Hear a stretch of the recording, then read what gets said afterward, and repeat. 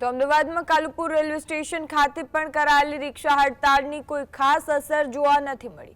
Station બહાર રિક્ષાઓ રાબેતા મુજબ દોડી રહે છે અને મુસાફરોને સરળતાથી તેમના ગંતવ્ય સુધી પહોંચાડી રહે છે। હડતાલના એલાન છતાં મોટાભાગના રિક્ષા ચાલકોએ પોતાની સેવા યથાવત રાખી હોવાથી મુસાફરોને કોઈ મુશ્કેલીનો સામનો કરવો નથી પડ્યો। સ્ટેશન પર ઉતરતા મુસાફરોને સરળતાથી રિક્ષા મળી રહી છે અને પરિવહન વ્યવસ્થા સામાન્ય દિવસોની જેમ જ કાર્યરત જોવા મળી રહી છે।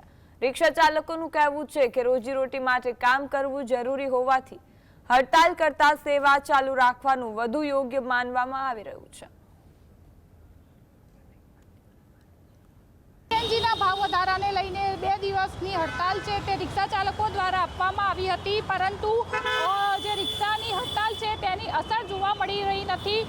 મોટાભાગની જે રિક્ષાઓ છે તે રાબેતા મુજબ છે તે રોડ ઉપર જોવા મળી રહી છે। કાલુપુર રેલવે સ્ટેશન ખાતે પણ જે રિક્ષા ચાલકો છે તે મુસાફરોને લઈ જઈ રહ્યા છે, એટલે કહી શકાય કે જે હડતાલની જાહેરાત કરવામાં આવી હતી તે હડતાલ જોવા મળી રહી નથી। ઝલક અધ્યારું, GSTV, અમદાવાદ।